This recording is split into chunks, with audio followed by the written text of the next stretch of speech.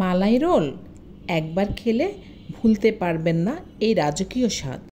মুখে দিলেই মোমের মতো গলে যাবে, একেবারে প্রেমে পড়ে যাবেন এই মালাই রোলে। মালাই তৈরি করার জন্য ফ্রাই প্যানে দিয়ে দিচ্ছি 30 গ্রামের মতো বাটার। বাটার যখন গলে যাবে দিয়ে দিচ্ছি 1 কাপ দুধ, 2 চা চামচ চিনি এবং 1 কাপ পাউডার দুধ। ভালো করে নেড়ে নেড়ে মিশিয়ে নিতে হবে, নাড়া থামানো যাবে না, তাহলে এটা জমাট বেঁধে যাবে। নাড়তে নাড়তে মালাইটাকে একেবারে শুকিয়ে নিতে হবে যাতে কোনো পানি না থাকে। মালাইটা তৈরি হয়ে গিয়েছে, এখন চুলাটাকে বন্ধ করে মালাইটা একটা প্লেটে ঢেলে নিচ্ছে। এই মালাইটা খেতে বেশ মজা, এটা রুটি পরোটার সাথেও খাওয়া যায়। পাউরুটি নিয়েছি 7-8 পিসের মতো। এখন পাউরুটির একটা টুকরো নিয়ে বেলুন দিয়ে ভালো করে বেলে আগে চ্যাপটা করে নিচ্ছি।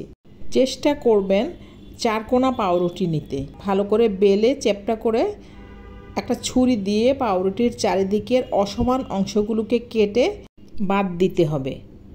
এই বাদ দেওয়া অংশগুলো কিন্তু আমি ফেলে দেই না, আমি এগুলোকে পরে ব্রেড ক্রাম্বস বানিয়ে নেব। এভাবে সবগুলো পাউরুটির টুকরা বেলে নিয়ে এর চারিদিকটা কেটে নেব। চুলায় 1 লিটার দুধ বসিয়েছিলাম, 2 টেবিল চামচ কনডেন্স মিল্ক গুলে দুধে দিয়ে দিচ্ছি। তারপর দুধটাকে অনবরত জাল করতে করতে একেবারে অর্ধেকে নামিয়ে নিয়ে আসব। দুধটা জাল হতে থাক, ওই ফাঁকে পাউরুটিগুলো রেডি করে ফেলি। 1 পিস করে পাউরুটির টুকরো নিয়েছি, তারপর সেখানে মালাই দিয়ে দিচ্ছি। মালাই দিয়ে এটাকে রোলের মতো করে পেঁচিয়ে নিচ্ছি। এভাবে সবগুলো পাউরুটির টুকরার ভেতরেই মালাই দিয়ে রোল বানিয়ে নিয়েছি। সবগুলো পাউরুটি দিয়ে মালাই রোল বানানো হয়ে গিয়েছে। রোলগুলোকে একটা সার্ভিং ডিশে সেট করে নিতে হবে। একটার পর একটা সুন্দরভাবে সাজিয়ে নিচ্ছি। তারপর পাশে যে ফাঁকা জায়গা থাকবে ওখানেও যে কয়টা রোল আটানো যায় সে কয়টাই রোল বসিয়ে দিয়েছি। এবার জাল দিয়ে ঘন করে রাখা তরল দুধ রোলের উপর ভালো করে ঢেলে দিচ্ছি। এমনভাবে ঢেলে দিতে হবে যাতে সবগুলো রোল দুধে একেবারে ডুবে যায়।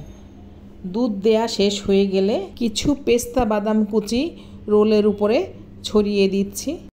এবার এই সার্ভিং ডিশটাকে রেখে দেব ফ্রিজে কিছুটা সময়ের জন্য। তারপর যখন মন চাইবে ঠান্ডা ঠান্ডা রোল বের করে খেয়ে নিতে হবে। একেবারে মুখে দিলেই গলে যাচ্ছে। ধন্যবাদ। আসসালামু আলাইকুম।